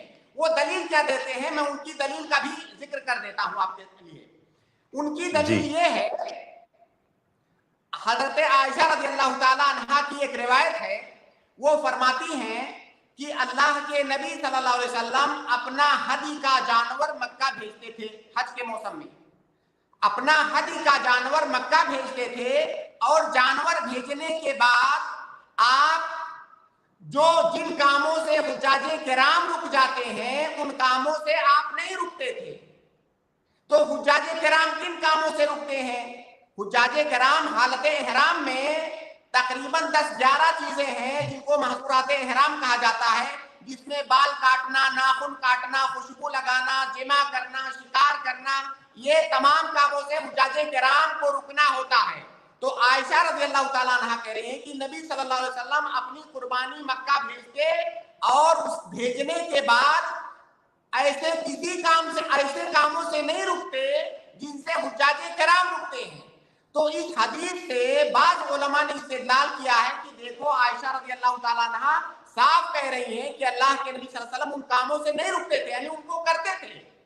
लेकिन इसका जवाब ये है कि एक दूसरी रिवायत के अंदर यही बिल्कुल सेम वाकया दूसरी रिवायत के अंदर है कि ये वाकये का पसमंजर क्या है। वाकये का पसमंजर ये है कि अब्दुल्लाह इब्न अब्बास रज़ियल्लाहु ताला अन्हु का ये अकीदा था, उनका ये मानना था कि अगर कोई आदमी कुर्बानी कर रहा है तो उन तमाम कामों से रुक जाएगा जिन कामों का करना एक हाजी के लिए हालत इहराम में जायज नहीं है। जैसे हाजी हालत इहराम में तकरीबन 9, 10, 11 किस्म के काम है जो हाजी नहीं कर सकता है, तो उन तमाम कामों से कुर्बानी करने वाला भी रुक जाएगा। ये अब्दुल्लाह इब्न अब्बास रज़ियल्लाहु ताला अन्हु का कहना था। जब अम्मा आयशा रज़ियल्लाहु ताला अन्हा को खबर मिली तो उस वक्त उन्होंने इस वाक़े को बयान फरमाया और अब्दुल्लाह इब्न अब्बास रज़ियल्लाहु ताला अन्हुमा पर रद्द किया कि नहीं, ऐसी बात नहीं है, हाजियों का हुक्म अलग है, कुर्बानी करने वाले का हुक्म अलग है। तो कुर्बानी करने वाला उन कामों से नहीं रुकेगा जिनसे हाजी रुक जाता है, बल्कि कुर्बानी करने वाला उन कामों को कर सकता है। अब ये अलग मसला हो गया। अब कुर्बानी करने वाला किन कामों से रुकेगा, ये अलग मसला है। तो देखिए, शरीयत के किसी हुक्म को समझने के लिए आप किसी एक दलील को सामने रख करके फैसला नहीं कर सकते हैं। उस मसले से मुताल्लिक जितने अदिल्ला हैं सबको सामने रखिए, फिर आपके लिए बात वाज़ेह होगी। तो आपने जो बात उलमा का हवाला दिया, मैंने उनकी दलील जिक्र कर दी और उस दलील का पस मंजर क्या है वो भी मैंने आपके सामने रख दिया। लिहाजा सही बात ये है कि कुर्बानी करने वाले के लिए बाल नाखून वगैरह काटना ये हराम है, ये अपनी जगह पर हुक्म बाकी है। जी इमरान भाई, उम्मीद है कि आपको जवाब मिल गया होगा। जी शेख, उसकी डिटेल मैं जानना चाहता कि ऐसे नबी के टाइम पे भी साहबा के कुछ अमल भी होंगे कि उन्होंने कुर्बानी इरादा करे या काट लिया, ऐसा कुछ साहबा के या ताबईन की रिवायत में कुछ आता है साहबा के जमाने में? इमरान भाई आपके सामने अल्लाह के नबी सल्लल्लाहु अलैहि वसल्लम की हदीस बताई जा रही है, आपको उससे इत्मीनान नहीं हो रहा है, आपको किसी दूसरे आदमी का अमल चाहिए? मतलब कैसा, आप बताइए ये रवैया कैसा है कि नबी की हदीस सामने बताई जा रही है, नबी का अमल सामने बताया जा रहा है, आप कह रहे हैं भाई किसी सहाबी का बताइए। तो नबी को हम हदीस किस तरह समझेंगे? जिस तरह साहबा ने समझे, ताबईन ने समझे। तो हम साहबा का और ताबईन का ही अमल देखेंगे ना, या उनके राय देखेंगे? भाई वो हदीस बयान करने वाली सहाबिया ही है, वो हदीस बयान करने वाली सहाबिया उम्मे सलमा रज़ियल्लाहु ताला अन्हा है मेरे भाई। जी शेख, लेकिन जी शेख, सईद इब्न मुसय्यब है जी शेख, लेकिन आपने हराम की दलील क्या दी है कि मना करना है, मना किया है कि काटना, तो ये हराम की दलील है? ऐसा मतलब ऐसे और भी हदीस है कि मना किया है, तो इसका मतलब वो हराम है? मतलब ऐसे मना, उसके पीछे अगर सारिफे कारिना है, अगर करीने सारिफा मौजूद है, तो उन दलीलों के बारे में कहा जाता है। और भी दलीलें हैं अगर उसके अपोजिट हैं या उसके मुवाफिक हैं, जिसमें कुछ और बात समझ में आ रही, तो जाकर के उस पर हुक्म लगाया जाता है वो हराम है या हराम नहीं है। लेकिन यहाँ पर इसके खिलाफ कोई ऐसी रवायत नहीं है, करीने सारिफा भी नहीं है जो इसकी बात को कम कर दे, असर उसके कम कर दे। जी शेख, आप कुछ कह रहे थे। देखिए ये उसूली बात है, मैं इस मुख्तसर वक्त में आपको उसूले फिक़ह कैसे पढ़ा दूं? अगर अल्लाह के नबी सल्लल्लाहु अलैहि वसल्लम की हदीस में या कुरान में या सुन्नत में कहीं पर नहीं का सेगा वारिद हुआ है तो वो हुर्मत के लिए होता है, इल्ला ये कि उसके साथ कोई और ऐसी दलील आ जाए जो इस हुर्मत को खत्म कर दे और कराहत तक ले जाए, जिसको करीना आपने कहा। अब यहाँ पर अगर कोई किसी आदमी के पास कोई ऐसी दलील मौजूद है तो वो दलील लेकर के आए। एक दलील जो जिक्र किया जाता है उसको मैंने बयान किया और उसका जवाब भी मैंने जिक्र किया कि उसका पस मंजर क्या है।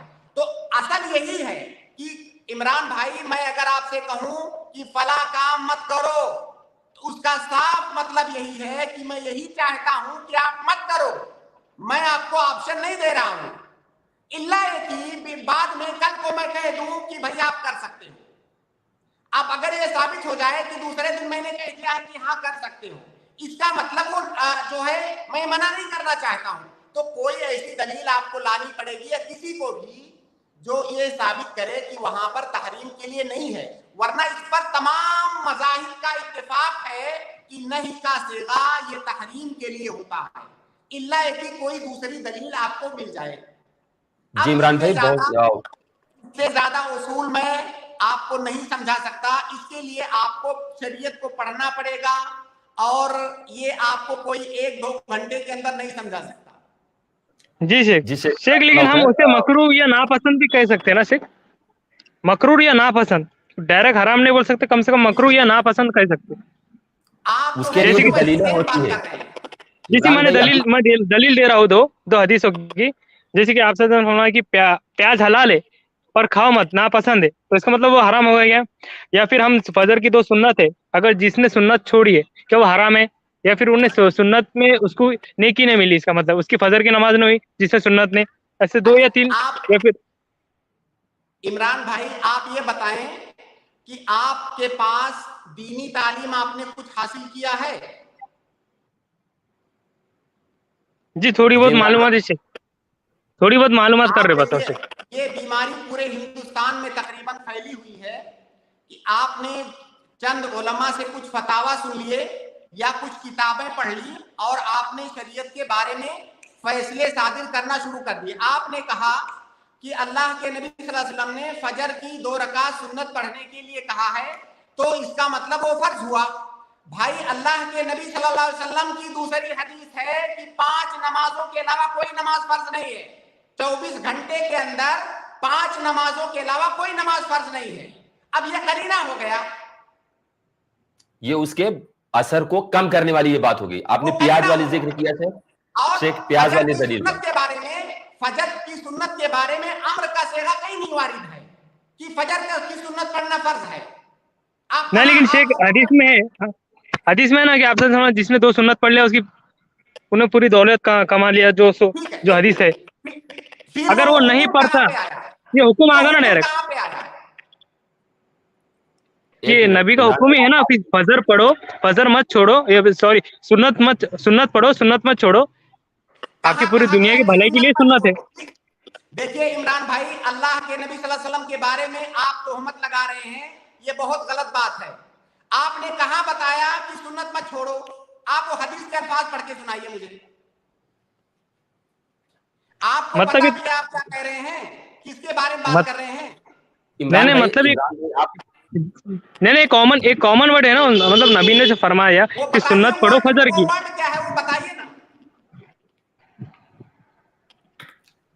कि फजर की सुन्नत पढ़ो बोल के, उसके लिए बहुत फायदे, दो सुन्नत की बहुत फायदे है। कहीं पे नहीं है, ये कहीं पर हुक्म नहीं दिया गया है। जो आप कह रहे हैं झूठ बोल रहे हैं। क्या है फिर वो दो सुन्नत की फजीलत क्या है वो? मैं आपको बताता हूँ ना, आप मुझसे पूछिए, मैं बताता हूँ, लेकिन आप पूछते नहीं, आप बता रहे हैं हमें। अल्लाह के नबी सल्लल्लाहु अलैहि वसल्लम ने फरमाया फजर की सुन्नत के बारे में, जी मैं हदीस पढ़ देता हूं। रकाअतल फज्र खैरुम मिनद दुनिया व मा फीहा, कि फजर की 2 रकातें दुनिया और दुनिया के अंदर मौजूद सारी दौलत से बेहतर है, अफजल है। तो हुक्म कहां पे है? अब इसमें ये नबी का कॉल है कि नहीं? नबी का कॉल भी हुक्म होता है क्या नहीं? नहीं, नबी का हर कॉल हुक्म नहीं होता है। हुक्म मतलब वाजिब। जैसे हमने जो नबी दे दे हमें गच्चुप लेना चाहिए, ये है या नहीं? जो नबी बोल दे हमें गच्चुप सुनना चाहिए, लेना चाहिए, ये क्या है? देखिए इमरान भाई, अल्लाह के नबी सल्लल्लाहु अलैहि वसल्लम ने जो अहकाम बताए हमको, उनके मरातिब हैं। सबसे ऊंचा मर्तबा है फर्ज का, उसके बाद है मुस्तहब। जिन चीजों से रोका उसके भी मरातिब हैं। ऊंचा मर्तबा है हराम का, उससे नीचा मर्तबा है मकरूह का। तो ये सारी चीजें हम आपको कैसे समझा दें? आप पहले जाइए दीन का इल्म हासिल कीजिए। आप इन झमेलों में क्यों पड़ रहे हैं? कुछ इमरान भाई, कुछ उसूली चीजें होती हैं जो सीखना बहुत जरूरी होती हैं, कि क्या नबी सल्लल्लाहु अलैहि वसल्लम की बात को किस बात पर महमूल करना है। एक हराम के सेगे होते हैं, एक नहीं तहरीमी के सेगे होते हैं, एक नहीं तंजीही के सेगे होते हैं। इस तरह के बहुत सारे सेगे होते हैं। अल्लाह के नबी सल्लल्लाहु अलैहि वसल्लम ने किसी में मना किया है तो वो ताकीद है, वो हराम वाले मना है, या कि मना किया है कि वो उसको तकरीह मकरूह समझा जाएगा, नापसंदीदा के माने में है। वो सब एक उसूली बातें हैं, और ढेर सारी अहादीस जमा करने के बाद, उस पे सारे रवायतों को देखने के बाद अंदाजा लगाया जाता है कि ये हुक्म नबी सल्लल्लाहु अलैहि वसल्लम का किस माने में है। ये एक रवायत और 2 रवायत और एक आयत और 2 हदीसें पढ़ करके नहीं समझ में आता मेरे भाई। ठीक है, सिर्फ प्याज का क्या है? कुछ क्या सवाल कर रहे हैं? इमरान साहब, प्याज का क्या है? देखिए इमरान भाई, आपका जो सवाल है, सुनिए, जो सवाल आपने शुरू में किया था उसका जवाब ये है कि आप नाखून और बाल वगैरह मत काटिएगा अगर आप कुर्बानी करने का इरादा रखते हैं। अगर आप ऐसा करेंगे तो आप हराम काम का इर्तिकाब करेंगे। बाकी जहां तक उसूले फिक़ह की बात है, तो हम आपको उसूले फिक़ह जो हम 20 साल 25 साल में जो पढ़ता है, उसको आपको 20 मिनट में कोई नहीं समझा पाएगा। फिर भी हम कोशिश कर रहे हैं कि आपको एक इहाला दे रहे हैं हम। i+ TV पर आप जाएंगे, वहां पर उसूल फिक़ह के शेख का ही दर्स मौजूद है। कम से कम 30 एपिसोड हैं। वहां जाकर के आप उन एपिसोड्स को सुने। कुछ तमहीदी बातें उसमें हैं, कुछ बुनियादी चीजें जिक्र की गई हैं। उसको सुनेंगे तो आपको इस्लाम का जो फंडामेंटल है ना, जो बुनियादी चीजें हैं, वो समझने की कोशिश करें। आप वहां पे समझ में आएंगी तो इंशाल्लाह आपको जो दीनी मसाइल को कैसे हल करना है, कैसे क्या समझना है, उस पर आपको मदद मिलेगी इंशाल्लाह। तो इमरान भाई, लेकिन जो जी वो प्याज का जो था, जो हलाल था, लेकिन नबी ने ना पसंद फरमाया, तो उसमें भी यही इसी तरह का सेगा है। मैं शेख को मतलब ज्यादा तकलीफ नहीं देना चाह रहा हूं। उसमें भी इसी तरह का सेगा है कि आप सल्लल्लाहु अलैहि वसल्लम ने मना किया है, वहां पर कभी वो चीजें हलाल हैं, उसके बावजूद भी आपने आने से मना किया है, खा करके आने से। लेकिन शेख वो मना किया है, फिर वो प्याज कोई खाएगा नहीं, फिर हराम ही होगा ना वो। मतलब मना की डायरेक्ट उसमें ना। उसूली बात यह है कि खाना पीना शरीयतन हलाल है, उसका असल हुक्म जो है वो हलाल का है। लेकिन एक जगह पर आपने मना किया है, वहां पर खा करके नहीं जाना है। वो भी हराम है नहीं हराम है, उसके बारे में एक अलग तफसील है उसकी। लेकिन जो हुक्म असल है प्याज और लहसुन खाने का, वो उसूली बात यह है कि वो हलाल है, जायज है खाना, लेकिन मना मस्जिद क्यों में फरमाए आने शेख? पर उसका सबब नहीं, बताया मना है। क्यों फरमाए शेख? आप सल्लल्लाहु अलैहि वसल्लम ने बताया है कि वहां पर फरिश्ते होते हैं या वहां पर लोग होते हैं, वह उनको तकलीफ होती है उस बदबू से, उसकी बू से तकलीफ होती है, उस तकलीफ से दूर रखने के लिए लोगों को कहा कि मस्जिद में खा करके मत आओ, एक सबब है वहां पर। अब लेकिन अब वो उम्मीद है कोई भी, अगर वो कोई भी मजलिस में जा रहा है, वहां पर अल्लाह का जिक्र हो रहा है, चाहे वो मस्जिद रहो या चाहे बाहर प्रोग्राम में रहो, फिर चाहे वो तस्बीह कर रहा हो, तो फिर वो प्याज खा के तस्बीह भी नहीं कर सकता, ना फिर कहीं मजलिस में जा भी नहीं सकता, ऐसा होगा। वो एक अलग हुक्म है, उसके बारे में तफसील आप इतना स्ट्रीम में न जाएं, बल्कि आप धीरे धीरे इसको सीखने की कोशिश करें। आपका यही सवाल मैं चाहता हूं आप जी। मैं स्टूडेंट एक छोटा, हाँ, मैं आपकी मदद करना चाह रहा हूँ शेख, मैं इनकी मदद करना चाह रहा हूँ। मैं कह रहा हूँ कि आप इन मसाइल में आप हुक्म ना लगाएं, बल्कि सीखने वाला आप रवैया अपना करके आप आई+ टीवी के हेल्पलाइन नंबर पे फोन करें, आपको इंशाल्लाह इस बारे में बेहतर आपको जवाब दिया जाएगा, और उसूली बातें इंशाल्लाह आपको हम सिखाने की कोशिश करेंगे। लेकिन आप हुज्जत करने और शेख को ही जवाब देने के लिए नहीं, बल्कि सीखने के मूड में आए तो ज्यादा बेहतर होगा इंशाल्लाह। इल्म सीखने के इरादे से चाहे, क्योंकि वो डायरेक्ट हराम का फतवा बोले तो, कि हमने आज तक सुन्नत, मकरूह और ये सुना है। इमरान भाई शेख का जो हराम का फतवा है वो आपको गिरा नहीं गुजरना चाहिए, वो हराम उनके नजदीक है, इसीलिए शेख आपको बता रहे हैं। तो आप उसमें 90%, अगर आपको वो बात नहीं समझ में आ रही है इमरान भाई, आपको अगर वो बात नहीं समझ में आ रही है तो आप उसको सीखें। ये ना कहें कि शेख ने हराम कह दिया इसलिए बहुत बड़ी बात कह दी।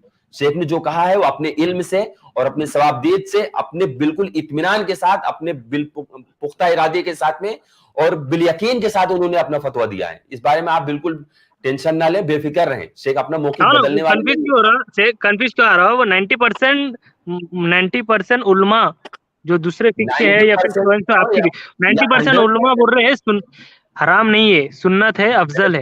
आप 90% उलमा के दलाइल पर बात करें, ना कि शेख के मौक़िफ़ को चेंज करने की बात करें कि इतने लोग वहां पर मौजूद हैं इसलिए शेख का मौक़िफ़ गलत हो जाएगा, इसलिए नहीं, बल्कि आप थोड़ा सीखने के मूड में आकर के चीजों को बात करने की कोशिश करें। हाँ, जज़ाकल्लाह खैर फॉर कमिंग। मैं दूसरे भाई को ऐड कर रहा हूँ। शेख, हमारे प्रोग्राम का वक्त खत्म हो गया है, फिर भी बहुत सारे लोग वेट कर रहे थे। इस गुफ्तगू को सुन करके इंशाल्लाह उनको भी फायदा हुआ होगा। उसके बाद में जी शेख, आप किसी भी प्रोग्राम में कोई एक सवाल ऐसा ले आए, 1 घंटे के लिए काफी है आपके लिए। हाँ अल्हम्दुलिल्लाह शेख। ये मैं बताऊं, जो हमारे दूसरे नाजरीन भी जुड़े होंगे, उनके लिए मैं चंद बातें कहना चाहता हूँ जी शेख। यहीं पर हम प्रोग्राम को खत्म भी करेंगे। देखिए नहीं शेख, 2 से 3 लोगों के सवाल लेने जरूरी है, क्योंकि स्टार्ट से वो जुड़े हैं। अगर उनके कुछ कुर्बानी से रिलेटेड कुछ सवाल रहेंगे तो हम इंशाल्लाह ले लेंगे, मुख्तसर में लेंगे। देखिए, जो दीन के मसाइल हैं, ऐसा नहीं है कि कोई भी आदमी उसमें गुफ्तगू कर सकता है। दीन के मसाइल पर गुफ्तगू करने के लिए जिस तरह हम दुनिया के मसाइल पर बगैर उसके बारे में इल्म हासिल किए नहीं गुफ्तगू कर सकते हैं, क्या हम किसी डॉक्टर से कभी पूछते हैं कि आप फला वाला इंजेक्शन क्यों दे रहे हो, फला वाला टेबलेट क्यों दे रहे हो? भाई वो डॉक्टर है, उसने उसका इल्म हासिल किया है। अब ये जो बातें हैं, जो हमारे नाज़रीन में से जो भी पढ़े लिखे होंगे, जिनको फ़िक़्ह के बारे में, उसूल फ़िक़्ह के बारे में मालूमात होगी, वो समझ सकते हैं कि इस तरह की बातों का मेयार क्या है। ये बिल्कुल बेसिक बातें हैं शरीयत की, कि शरीयत के अहकाम के अक़साम हैं, और वो अक़साम उलमा ने शरीयत के नसूस का इस्तिक़रा करके बनाया है। और बाकी ये मतलब तमाम दलीलों को देख करके मुआज़ना करके बताया है। जी, ये कह देना कि बाज़ उलमा ने कहा, भाई उलमा ने कहा है तो उनकी बातें सर आंखों पर, लेकिन उनकी दलील क्या है, वो दलील भी तो हम उसका जायजा लीजिए। ना तो आप किसी आलिम की बात मानिए, ना हमारी बात मानिए, दलील जिसकी सही है आप उसकी बात मानिए। शेख, असल में थोड़ा बुनियादी जो लेवल होता है ना दीन का इल्म सीखने का, उसमें थोड़ी सी प्रॉब्लम थी। इंशाल्लाह भाई भी हमसे अगर जुड़े रहेंगे तो हम इनके इस मतलब मिसकंसेप्शन को दूर कर देंगे इंशाल्लाह। जज़ाकल्लाह खैर शेख। मैं काजिम डी भाई को ऐड कर रहा हूं, अगर आप सुन पा रहे हो तो सिर्फ एक सवाल करें, और कुर्बानी से रिलेटेड कोई सवाल हो तो प्लीज करें। जी, कुर्बानी से रिलेटेड ही सवाल था, लेकिन वो भाई ने बहुत टाइम ले लिया। खैर, मेरा ये सवाल ये है, क्या ये जो कुर्बानी जो करते हैं, तो ये कहा जाता है क्या एक बकरे में एक हिस्सा होता है? तो जितना मुझे पता है एक हिस्से से मुराद एक फैमिली होती है, पूरी फैमिली। تو ایک فیملی میں 4 بھی لوگ ہوتے ہیں, 2 بھی لوگ ہوتے ہیں, 5 لوگ ہوتے ہیں, کہ کئی لوگ ہوتے ہیں. تو ایک فیملی میں جو حصہ کرتے ہیں تو کچھ لوگ کہتے ہیں کہ ایک حصہ مطلب ایک ہی ہوتا ہے, ایک ہی جن کا ہوتا ہے. تو ایسی سچویشن میں کون اپنے ناخن اور بال نہیں کاٹے گا؟ دیکھیے ہم نے شیخ نے اس سوال کا جواب تفصیلی اسی اسٹریم میں دیا ہے بس, لیکن شیخ مختصر آپ کو جواب دیں. اور بھی واضح انداز میں آپ کو بتانے کی کوشش کرتا ہوں 2 لائن میں. دیکھیے قربانی جو کر رہا ہے, ظاہر ہے کوئی آدمی اس کا مالک ہوگا.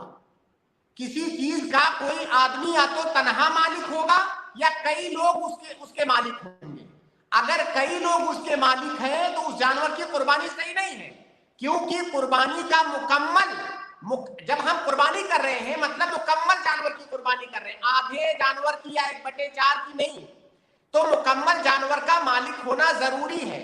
تو گھر کے اندر جو آدمی مالک ہے وہی اس قربانی کا مالک مانا جائے گا. باقی گھر کے جو افراد ہیں اس قربانی کے مالک نہیں ہیں, بلکہ وہ گھر کے افراد اس قربانی کے ثواب کے اندر شریک ہوں گے, اس کی ملکیت میں شریک نہیں ہوں گے. اور یہ چیز میں نے بہت کلیئر انداز میں شروع میں بتانے کی کوشش کی ہے.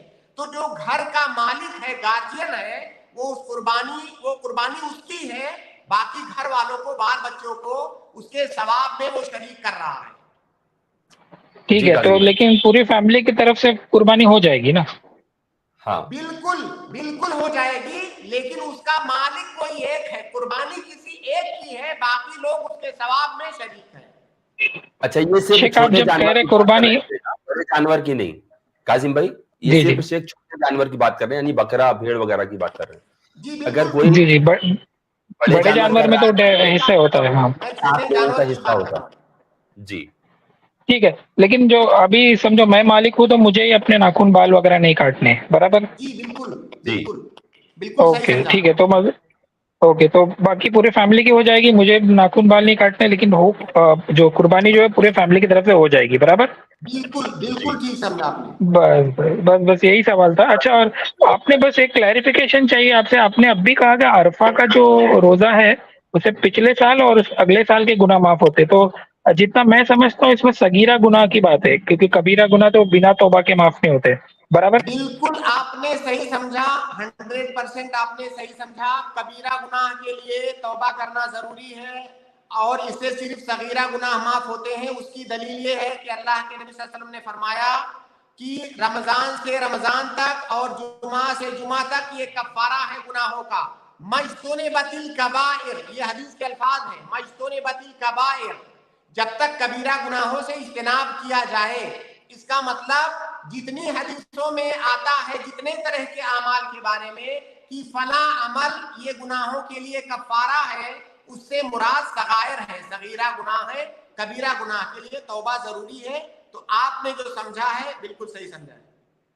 جزاک اللہ. شیخ آپ ان لوگوں کو کیا نصیحت کرنا چاہیں گے جو یہ کہتے ہیں کہ ایک حصہ مطلب ایک ہی بندے کی طرف سے ہوتا ہے؟ کوئی نصیحت آپ دینا چاہیں گے ان لوگوں کو؟ نصیحت یہ ہے کہ آپ عبادت کر رہے ہیں اور عبادت میں اللہ کے نبی صلی اللہ علیہ وسلم کی اتباع ضروری ہے. یہ ہماری طرف سے نہیں ہے.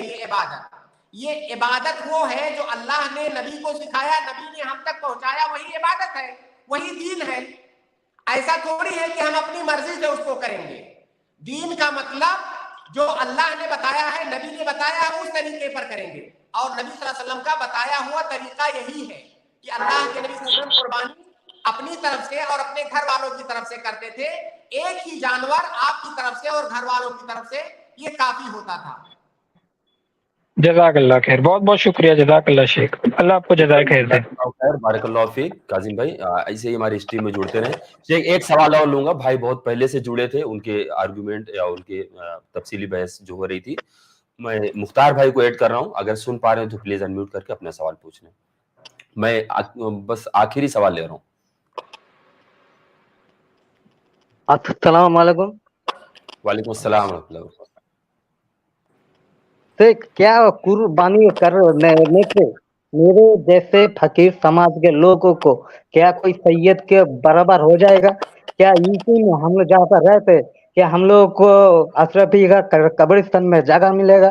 کیا ہمیں مسجد میں کیا پہلے قدم میں جگہ ملے گا؟ हम लोग को मारते तो ये देते, तो आप लोग बंद करें ना ये नाटक। सर सैयद ओपन करके हम लोग नीचे, और मुस्लिम पर्सनल लॉ बोर्ड के ओपन के किताब में हम लोग को नीच पीछ खा, वहाँ पे अहले हदीस उलमा का साइन है उस किताब। तो आप लोग कैसे कह सकते हैं जात पात नहीं? मुख्तार भाई आप क्या कहना चाह रहे हैं, हमें कुछ भी नहीं समझ में आ रहा। आप अपना सवाल पूछे, सिर्फ सवाल पूछे। शेख हाशिम, मैं शायद थोड़ा सा समझ सका हूँ। शायद वो ये कह रहे हैं कि कोई सैयद होता है, कोई सो कॉल्ड निचली जात का होता है, तो क्या कोई अगर सैयद नहीं है, लोग आशिका है, वो फकीर समाज के लोग, फकीर समाज। देखिए मुख्तार भाई, आप हमारे दीन का ये उसूल याद रखें जो कि कुरान ने बयान फरमाया है कि इन्ना अकरमकुम इंदल्लाहि अतकाकुम। अल्लाह के यहाँ कोई सैयद कोई फकीर नहीं है। अल्लाह के यहाँ इज्जतदार, अल्लाह के यहाँ बेहतर अफजल वो है जो मुत्तकी है। अल्लाह रब्बुल आलमीन तकवा देखता है, ये नहीं देखता है कि ये सैयद जात से ताल्लुक है इसका, या इसका ताल्लुक फकीर जात से है। ये सैयद फकीर सिर्फ हमारे लिए है, हम और आप इस सैयद फकीर में फर्क करते हैं। अल्लाह के यहाँ जो मुत्तकी है वो सबसे ऊंचा है। अगर जात पात की वजह से कोई आदमी किसी की मग़फ़िरत हो जाती, तो अल्लाह के नबी सल्लल्लाहु अलैहि वसल्लम के खानदान, जो कि नबी के खानदान से हैं, कितने लोग ईमान नहीं लाए, तो क्या वो एक मुसलमान से बिलाल हबशी रज़ी अल्लाह ताला अन्हु, जो कि एक गुलाम थे, क्या वो उनसे अफजल हो जाएंगे? तो ये बात आप दिमाग से निकाल दीजिए। ये दुनिया वालों के लिए है, जो कि हमारे इस्लाम का बिल्कुल तस्वुर नहीं है। इस्लाम के खिलाफ तस्वुर है कि ये सैयद है, ये फला है, ये फला है। अल्लाह के यहाँ तकवा मेयार है, अल्लाह के यहाँ जात पात मेयार नहीं है। तो हमारे देखिए अल्लाह रब्बुल आलमीन ने जो लोगों को मुख्तलिफ कबीलों में, मुख्तलिफ शोबों में बांट दिया, उसका मकसद ये नहीं है कि फला कबीले के लोग अफजल हैं, फला कबीले के लोग उनसे कमतर हैं। उसका मकसद सिर्फ ये है कि लोग पहचान कर सके। वो लोगों के आपसी पहचान के लिए है, वो इसलिए नहीं है कि फला कबीले के लोग ज्यादा बेहतर है, दूसरे कबीले के लोग कम बेहतर है, बिल्कुल नहीं। तो आप ये बात अपने दिमाग से निकाल दीजिए, इस एहसास कमतरी से निकलिए। ये हमारे इस्लाम का, हमारे दीन का तस्वुर नहीं है। ये दूसरे अध्ययन के अंदर है कि जात पात, फला जात के लोग ऊंचे हैं, फला जात के लोग नीचे हैं। ये हमारे इस्लाम के अंदर नहीं है, कतअन नहीं। अगर कोई ऐसा करता है तो ये जमाने जाहिलियत का तस्वुर है, ये हमारे दीन के अंदर नहीं है। जी शुक्रन। लेकिन मुस्लिम पर्सनल लॉ बोर्ड की किताब में है, कुफू है, वहाँ पे ओपन लिखा है किसी सैयद का निकाह हम जैसे पसमानदे के साथ नहीं हो सकता। यहाँ पे अहले हदीस उलमा का साइन भी है उस किताब में। आप इस बारे में तो झूठ नहीं बोल सकते। जी से आप ये बताएं कि आप इस वक्त जो बात कर रहे हैं, अपने दीन के बारे में जानना चाहते हैं या हिंदुस्तानी लॉ के बारे में जानना चाहते हैं? अरे आप लोग का ही तो उलेमा ने साइन किया है ना। नहीं, तो मुस्लिम पर्सनल लॉ बोर्ड में है, तो मुस्लिम पर्सनल लॉ बोर्ड आप तो इनकार नहीं कर सकते, क्योंकि मुस्लिम पर्सनल लॉ बोर्ड में अहले हदीस को मौका नहीं मिला। तो अहले हदीस के अशरफियों ने बहुत ही खास गुस्सा हुआ, और आपका आप लोगों का फेसबुक पोस्ट भी है कि इन्होंने का उसका स्क्रीनशॉट भी है। मैं बताता हूँ, सुनिए।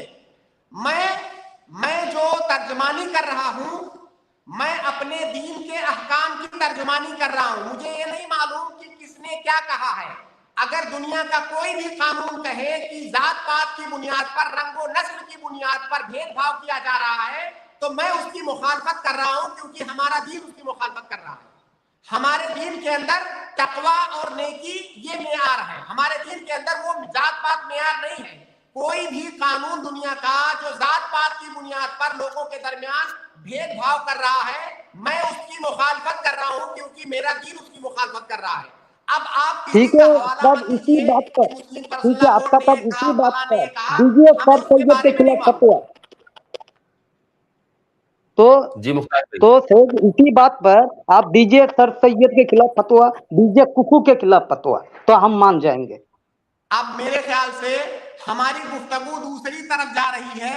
ہم کسی کا نام لے کر کے ہمارے پروگرام کی پالیسی ہے کہ ہم کسی کا نام لے کر کے کسی کے اوپر رد نہیں کرتے. ہم ہمارے دین کو پیش کرتے ہیں، جو اللہ اور اس کے رسول کے احکام ہیں ہم اس کو پیش کرتے ہیں. باقی اگر آپ کو کسی پر کوئی اعتراض ہے، آپ اس سے جا کر کے نمٹیے. آپ ہم سے دین کا موقف پوچھیے کہ دین کا اس بارے میں کیا موقف ہے. مختار بھائی یہاں پر پرسنل سوال جواب کے کوئی وہ نہیں ہے، بلکہ یہاں پر آپ یہ پوچھیں کہ ایسا لوگ کہتے ہیں کیا دین میں یہ چیز ہے کہ نہیں ہے. دین میں اگر وہ چیز ہے تو ہم آپ کو بتا دیں گے، دین میں وہ چیز منع کی گئی تو منع کر دیں گے. تو بات اصل یہ ہے کہ ذات پات کا جو تصور آج سماج میں پایا جاتا ہے، خواہ وہ مسلم پرسلہ بورڈ میں ہو یا کسی اور دھارمک کتاب میں ہو یا کہیں اور پر ہو، اس سے ہمارا کوئی لینا دینا نہیں ہے. ہمارا موقف سیدھا اور آپ صاف ہے کہ دین اسلام جو کہتا ہے ہمارا وہی پیغام ہے. اور دین اسلام کا موقف شیخ نے آپ کے سامنے رکھا ہے کہ ذات پات کا کوئی تصور ہمارے پاس نہیں پایا جاتا ہے. اس پہ اللہ رب العالمین کے نزدیک محبوب اور مکرم بندہ وہ ہے جو متقی اور پرہیزگار ہے. اللہ کے نزدیک محبوب بندے وہ لوگ ہیں جو تقوی اختیار کرتے ہیں. تو ہمارا ایک چیز اور میں کلیریفیکیشن دیتا ہوں. جو ذات پات کی چیز ہے، ذات پات یہ دنیا کے اندر پہچان کے لیے ہے کہ شیخ ہاشم فلاں خاندان کے ہیں، نسیم فلاں خاندان کے ہیں، فلاں آدمی فلاں خاندان کا ہے. لیکن اس کا یہ مطلب نہیں ہے کہ شیخ ہاشم اس لیے افضل ہیں کہ وہ فلاں خاندان کے ہیں. بالکل نہیں. ہماری شریعت کے ہاں جو پیمانہ ہے وہ تقویٰ ہے، نیکی ہے، وہ کسی بھی خاندان کا ہو. باقی جو خاندان کی بات ہے وہ صرف دنیا کے اندر پہچان کے لیے ہے. اور ظاہر پہچان ضروری ہے. شیخ ہاشم کا نام شیخ ہاشم کیوں ہے؟ تاکہ وہ پہچانے جائیں، ورنہ ان کا کوئی نام نہیں ہوتا. نام اسی لیے رکھا جاتا ہے کہ اس سے آدمی کی پہچان ہو. تو اسی طرح خاندانوں کے نام ہوتے ہیں تاکہ اس سے پہچان ہو. لیکن وہ کسی کے افضل اور برتر ہونے کا معیار نہیں ہے ہماری شریعت کے ہاں. اگر کوئی ایسا مانتا ہے دنیا کے اندر کوئی بھی، میں اس کی مخالفت کر رہا ہوں کیونکہ ہمارا قرآن اس کی مخالفت کرتا ہے. اللہ کے نبی صلی اللہ علیہ وسلم کی حدیث ہے کہ لا فضل لعربی علی عجمی ولا لابیض علی اسود. اللہ کے نبی صلی اللہ علیہ وسلم نے حجۃ الوداع کے اندر یہ صاف پیغام پوری دنیا کو دیا کہ ہمارے دین میں کسی عربی کو کسی اجمی پر فضیلت نہیں ہے، غیر عربی پر. کسی گورے کو کالے پر کوئی فضیلت نہیں ہے. فضیلت کس کو ہے؟ جس کے پاس تقویٰ ہے. تو یہ جو دنیا کے اندر خاندانوں کے نام ہیں یہ دنیاوی پہچان کے لیے ہیں، یہ کسی کے افضل ہونے کی دلیل نہیں ہے. اب کون آدمی کیا کہتا ہے، آپ کا کس کے ساتھ کیا پرابلم ہے، اس کا حل ہمارے پاس نہیں ہے. جی شیخ جزاک اللہ خیر. امید ہے بھائی کو جواب مل گیا ہوگا. بارک اللہ فیک. شیخ ہمارے پروگرام کا وقت زیادہ ہی ہو گیا ہے، تقریباً ختم ہی ہو چکا ہے. میں معذرت چاہتا ہوں ناظرین سے جو لوگ ہم سے جڑ کر کے سوال کرنا چاہ رہے ہیں. بلقیس ایوب اور محمد خوشنود، صوفیہ حسین، یہ سبھی لوگوں سے میں معذرت چاہتا ہوں کہ ان کے سوال کا ہم ابھی جواب نہیں دے سکتے ہیں. ان سے ریکویسٹ کریں گے کہ وہ سنڈے کو پھر رات 8:30 بجے سے لے کر کے 9 بجے کے درمیان میں تشریف لائیں. انشاءاللہ ان کے سوالوں کا جواب دیا جائے گا. تو شیخ ہمیں دیجیے اجازت اب اس پروگرام کو ہمیں ختم کرنے کی. اللہ رب العالمین آپ کے علم میں، آپ کے عمر میں برکت عطا فرمائے. اللہ رب العالمین ہم تمام لوگوں کو کہنے سننے سے زیادہ عمل کرنے کی توفیق عطا فرمائے. اور ناظرین ہمارے اس i+TV چینل کو آپ لوگ لائک اور سبسکرائب کر لیں تاکہ نوٹیفیکیشن آپ کو ملتی رہے، اور جو بھی چیزیں دینی تعلیمات آپ تک پہنچائی جا رہی ہیں آپ اس کو بغور سنیں اور اس پر عمل کرنے کی کوشش کریں. اب مجھے اور شیخ محترم کو دیجیے اجازت. السلام علیکم ورحمۃ اللہ وبرکاتہ.